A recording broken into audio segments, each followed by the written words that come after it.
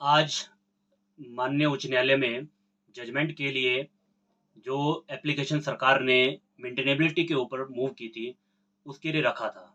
तो इसमें हमारे पक्ष में फैसला आया है, सरकार की एप्लीकेशन को डिसमिस कर दिया गया।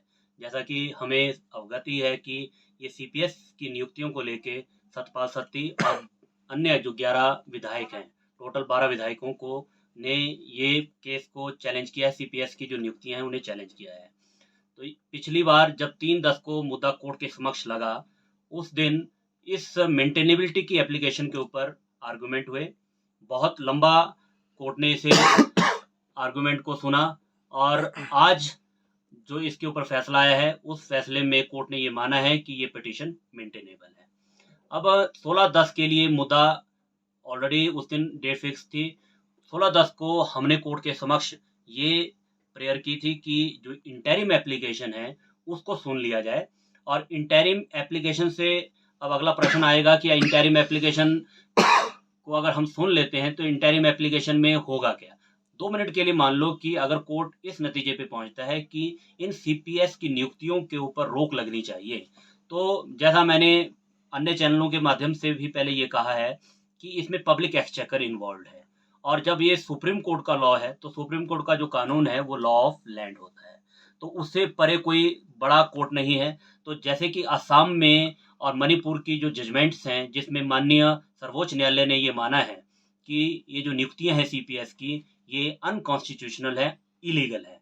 तो इसी तरह से इसी को बेस बनाते हुए हमने सतपाल सत्ती जी और अन्य विधायकों के माध्यम से सीपीएस की नियुक्तियों को चैलेंज किया है।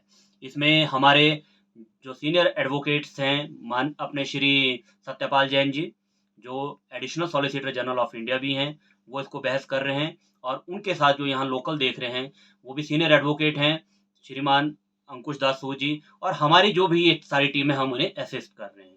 तो हमने पहली हर्डल जो है वो आज क्रॉस कर ली है, जिसमें मेंटेनेबिलिटी का इशू था, क्योंकि सरकार इसको बहुत थंपिंग उससे प्रेस कर रही थी कि ये पिटीशन मेंटेनेबल ही नहीं है। क्यों मेंटेनेबल नहीं है? उनका मानना था कि ये विदाउट अथॉरिटी है, इसकी कोई कॉम्पिटेंसी नहीं है। विदाउट अथॉरिटी का मतलब ये हुआ कि पटिशनर इसमें जैसे कि 12 थे, 12 पटिशनर थे, तो हमने सतपाल सत्ती जी के ही माध्यम से इसको फाइल किया था। तो उनका मानना था, उनका ये तर्क था कोर्ट में कि इसमें 12 के 12 जो अपने पटिशनर्स हैं, उनके एफिडेविट्स अटैच होने चाहिए थे इनिशियली रिट के साथ।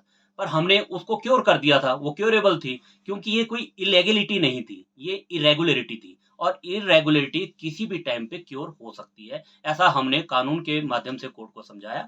और आज कोर्ट ने हमारी बात को ध्यान में रखते हुए हमारे पक्ष में फैसला सुनाया है। अब 16/10 को देखते हैं कि अब जब हम आर्गुमेंट करेंगे, कोर्ट किस नतीजे पे पहुंचता है। वैसे हम आश्वस्त हैं। क्यों क्यों आश्वस्त हैं? क्योंकि हमारे पास हमारे हाथ मजबूत हैं सुप्रीम कोर्ट की रूलिंग को लेके। इसी तरह से हो सकता है कि 16/10 को जब फैसला आए, या 16/10 को जिस दिन बहस हो, उस दिन कोर्ट फैसला सुनाए, या हो सकता है कि कोर्ट अपना फैसला रिजर्व रखे।